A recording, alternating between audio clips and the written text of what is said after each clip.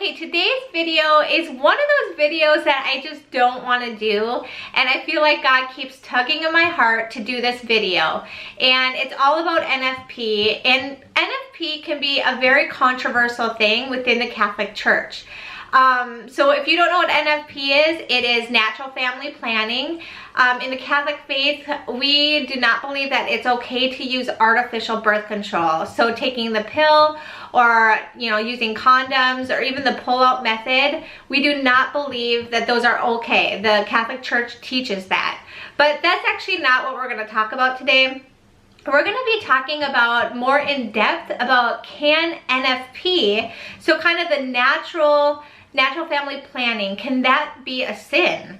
Because I have heard both sides. I've done quite a few videos on NFP and people have told me both sides, and so that's what this is going to be all about. This is going to be a discussion within this video, and so in the comments, please write your comments. However, I do ask that you be very, very kind. Please don't be prideful in your answer. This is truly, honestly, just a video to help all of us get to heaven, because that's the ultimate goal of this channel, is try to figure out what is good and holy, what is the way to heaven. So that is truly, please keep that in mind when you write your comments, because I know people have very, very strong opinions about NFP and about birth control and all of that. So if you and your spouse are in fact using artificial birth control, then that is considered a grave sin in the Catholic Church, something that you'll have to go to confession for. And God is so merciful and so loving that, if you didn't know that before this video, then obviously you still need to go to confession, but you can be renewed and use NFP if there is something that you really need birth control, then NFP is where the Catholic Church says it is okay.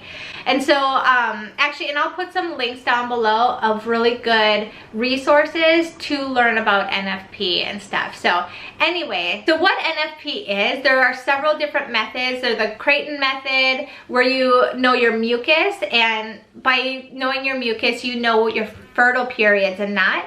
And then there's the Marquette method, which was very successful for me. It really clicked with me, and I really understood my body much better through the Marquette method. And that's where you have like ovulation test and you know exactly when you're ovulating. So anyway, so that's pretty much, so you get to know your body and your cycle really well, and you abstain the days that if you don't want to get pregnant, you abstain those days that you could potentially become pregnant.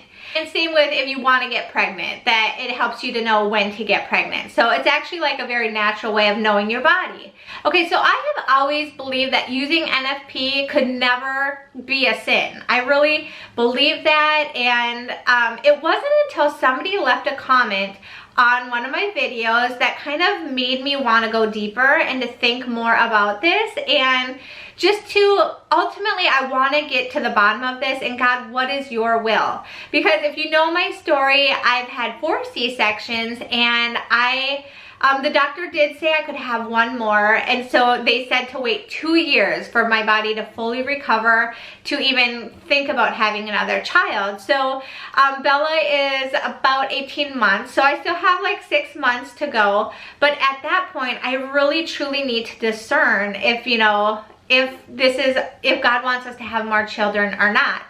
So, and I feel like I have become really good at knowing my body, and I feel like I could manipulate that to do what I want to do. So if I want to never have children again, I think that I could do that. Like, I think, I know my body well enough, and I could do a video on what clicked with me with NFP if you want me to.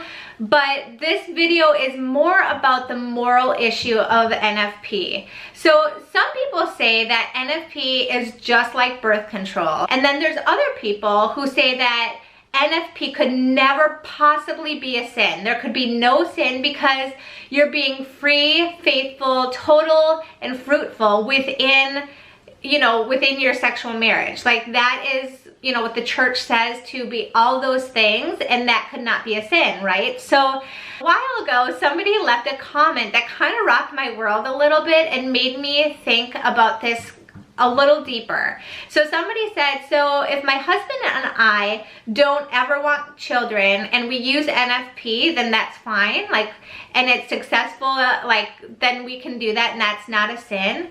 And it kind of struck me like, okay, no, that's very true. Like, if you are not open to hearing God's voice, to, you know, your husband and you should be constantly asking God, is it okay that we don't have children right now? Or do we want us to have children? What is your will for within our marriage? Then I could see for the first time that using NFP could potentially be a sin. And I had never thought about that before. Okay, so on the other hand, I've heard people say that there could never be any sin in it because you're being fully open to God's will. But here's where I kind of have a problem with it, is I'm getting to the point where I know my body so well that I could potentially not listen to God and I could just do what me and my husband wanted. For example, with Bella. So she was a surprise pregnancy, and I thought I was doing the Creighton method at the time, and I thought I was doing it really good and stuff, and then I got pregnant, and I was like dumbfounded. I was like, they were all shocking to me, to be honest, but I thought I knew my body. So I was really shocked, and it's interesting because when I look back at the reasons I did not want to get pregnant at that time, I didn't want to get pregnant, and it's kind of embarrassing now when I say it out loud, but at the time I didn't want to get pregnant because I was in my sister's wedding and I didn't want to be big and, you know, big and pregnant up on the altar, because I get really big when I'm pregnant. So kind of vanity reasons, in all honesty. And then also my husband and I, we were gonna go to Italy on, you know, just the two of us and stuff. So I just wanted to wait till after Italy to get pregnant, which was, you know, 6 months after all of this. So anyway, looking back now, I'm like, I cannot believe those are not holy reasons to not want to get pregnant. And I think that that is where sin could potentially come into, because those were selfish reasons. Like I said, I feel like that was vanity, and that was like me, what I want.